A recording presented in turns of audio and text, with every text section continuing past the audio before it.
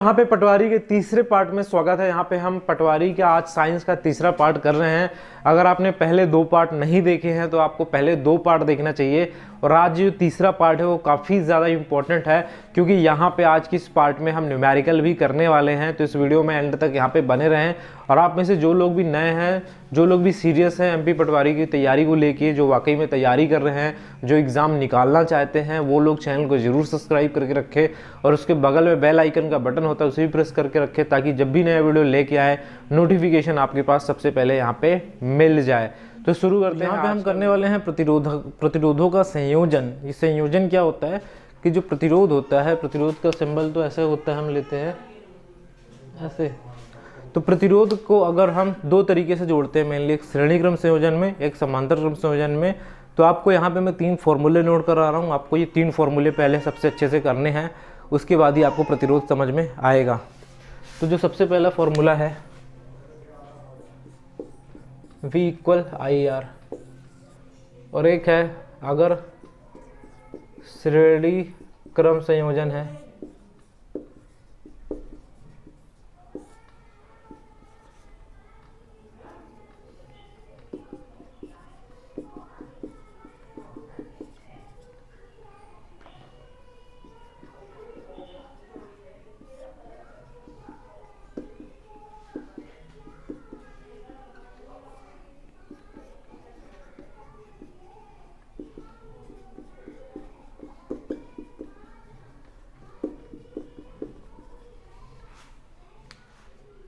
तो यहाँ पे जो मैंने 3 फॉर्मूले लिखे हुए हैं इनको आपको नोट करना है, और ये फॉर्मूले काम आएंगे इनके न्यूमेरिकल लगाने के लिए।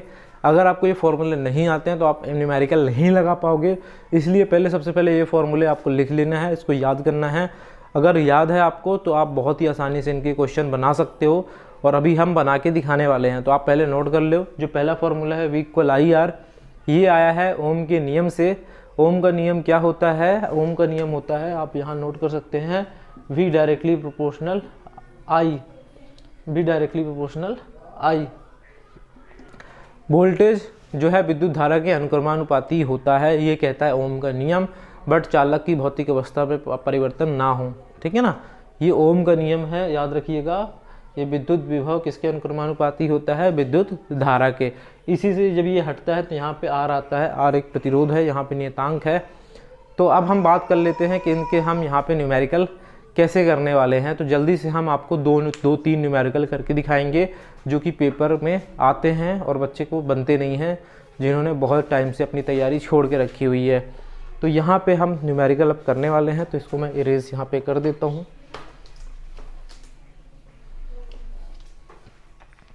तो अगर मैं 3 प्रतिरोध को श्रेणी क्रम में जोड़ता हूं और पूछूं कि कुल प्रतिरोध कितना आएगा, तो इस क्वेश्चन को कैसे करेंगे वो देख लेते हैं।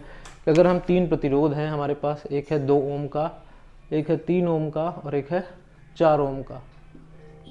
ये हमारे पास 3 प्रतिरोध हैं। तो आप इसे R1 मान सकते हो, R2 मान सकते हो, इसे R3 मान सकते हो। ठीक है ना, R1 कितना यहाँ पे 2, और R2 कितना यहाँ पे 3, और R3 कितना यहाँ पे 4। तो ये हमारे पास 3 प्रतिरोध हैं। अगर इनको हम श्रेणी क्रम में जोड़ दें और समांतर क्रम में जोड़ दें तो हम दोनों का निकाल के दिखाने वाले हैं आपको। तो अगर हम ये हमसे क्वेश्चन में पूछे कि श्रेणी क्रम संयोजन में कितना आएगा प्रतिरोध, श्रेणी क्रम संयोजन में कितना आएगा, तो अगर आपको श्रेणी क्रम पूछ रहा है तो आपको फॉर्मूला जो यूज़ करना है वो करना है R total = R1 + R2 + R3। अगर 4 दिए होते तो यहाँ पे हम R4 भी ले लेते, 5 दिए होते तो R5 भी यहाँ पे हम ले लेते। तो अब बात कर लेते हैं R टोटल क्या आएगा यहाँ पे। तो R1 की जगह रख देंगे 2, R2 की जगह रख देंगे 3, R3 की जगह रख देंगे 4, तो 4 3 7, 7 और 4 11। तो ये R टोटल = आ जाएगा 11 ओम। ओम याद रखिएगा इसकी इकाई होती है। लेकिन अगर इसी प्रश्न में हमसे पूछ ले कि ये समांतर क्रम में जुड़े हुए हैं, तो यहाँ पे हम ले लेते हैं अगर ये समांतर क्रम में है, समांतर क्रम में है, तो समांतर क्रम में होता है 1/R total = 1/R1 + 1/R2 + 1/R3। 4 होते तो 1/R4 भी हो जाता। ठीक है ना। तो अगर मैं यहाँ पे आपको बता देता हूँ, यहीं पर बता देता हूँ, R टोटल इक्वल आ जाएगा 1/2 2, 1/2, 1/3 और 1/4, क्योंकि इसमें नीचे लेना है आपको, 2, 3, 4 इसमें नीचे लेना है आपको। फिर हम क्या करेंगे, इनका लघुत्तम लेंगे। लघुत्तम कितना आएगा, 2, 3 और 4 का। तो यहाँ पे आप कर सकते हो 2, 3, 4 का लघुत्तम। पहले 2 से आप कर सकते हो, 2 1 कम 2, 3 से जाएगा नहीं, 2 दूनी 4, फिर 3 से कर सकते हो 1, 1 और यहाँ 2 बचेगा, फिर 2 से कर सकते हो 1, 1, 1। इन तीनों को गुणा करने पे लघुत्तम आता है 3 दूनी 6, 6 दूनी 12। 1/r बराबर आ जाएगा, इनका लघुत्तम आ जाएगा आपका 12। यहाँ पे आपको 12 मिल गया। अब बात करें 2 से भाग देंगे 6 आएगा, 6 का ऊपर गुणा करेंगे 6 कम 6, प्लस 3 से भाग देंगे 4 आएगा, 4 के ऊपर 1 से गुणा करेंगे तो कितना आएगा 4, फिर 4 से भाग देंगे तो 3 आएगा, 3 से गुणा करेंगे तो इतना 4, 3, 10, 3, 13, 13/12। 1/r बराबर आ गया 13/12। लेकिन ये आंसर नहीं है। क्यों नहीं है, क्योंकि 1/r की वैल्यू है, तो इसको उल्टा कर देंगे तो ये हो जाएगा 12/13। ये हमारा आंसर है। ये है समांतर क्रम संयोजन।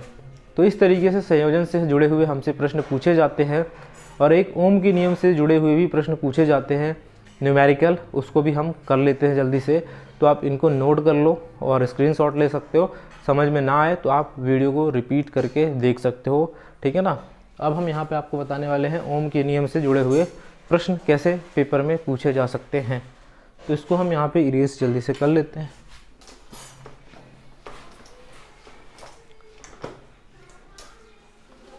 कोई भी पार्ट है उसको आप प्लेबैक में जाके पीछे करके देख सकते हो। तो ओम का नियम है V = IR। यहाँ पे V है वोल्टेज या विद्युत विभव, इसे विभव भी कहते हैं या वोल्टेज भी कहते हैं। I को धारा कहते हैं, विद्युत धारा, R को प्रतिरोध कहते हैं। ये आप नोट रखिएगा, ठीक है ना। तो प्रश्न कैसे आएगा, प्रश्न में आपसे पूछेगा कि यदि किसी चालक का विद्युत विभव, मतलब यदि किसी चालक में 220 वोल्ट का विद्युत विभव लगाया जाता है, तो आप याद रखिएगा वोल्ट जो दिया हो वो V दिया रहेगा, जो भी वोल्ट में दिया रहेगा, क्योंकि वोल्ट इसकी इकाई होती है। और अगर आपका चालक का बोलेगा कि किसी चालक में 220 वोल्ट का मतलब विभव लगाया जाता है, यदि चालक का प्रतिरोध 100 ओम है, यदि चालक का प्रतिरोध 100 ओम है, तो बताइए विद्युत धारा कितनी प्रवाहित होगी चालक में। तो हमसे I पूछा है सीधे सीधे, तो V = होता है IR। I पूछा है तो R को इस तरफ ले जाओ तो V/R हो जाएगा। V का मान है 220 और R का मान है 100, तो 1 0 कट जाएगा, 10 से भाग दोगे तो 2.2 एम्पियर आ जाएगा। करंट की यूनिट होती है एम्पियर। तो इस तरीके से आप न्यूमेरिकल कर सकते हो। मान लो कि इस प्रश्न में विद्युत विभव ना दिया होता, यदि बोलता किसी चालक में 2 एम्पियर की करंट बह रही है, किसी चालक में 2 एम्पियर की करंट बह रही है और चालक का प्रतिरोध अगर 110 ओम है, तो बताओ चालक का विद्युत विभव कितना होगा, वोल्टेज कितना लगाया गया होगा। तो वोल्टेज निकालना है, तो यहाँ पे V = क्या होता है IR। I का मान पता है 2 और R का मान पता है 110, तो यहाँ रख देंगे तो 220 आ जाएगा। तो यहाँ से हमसे भी पूछ सकता है। तीसरी चीज़ क्या पूछ सकता है हमसे, तीसरी चीज़ जो पूछ सकता है वो हमसे पूछ सकता है प्रतिरोध कितना होगा। तो हम तीसरी चीज़ भी कर लेते हैं, यहाँ पे मैं आपको बता देता हूँ, ठीक है ना। बोल दिए अगर चालक पे 220 वोल्ट लगाया गया है, ठीक है ना, और यदि चालक पे 220 वोल्ट लगाया गया है और अगर इस चालक में करंट बह रही है 2 एम्पियर की, 3 एम्पियर की ले लेते हैं, तो बताइए चालक का प्रतिरोध कितना यहाँ पे होगा, ठीक है ना। तो वही फॉर्मूला लगाएंगे V = IR।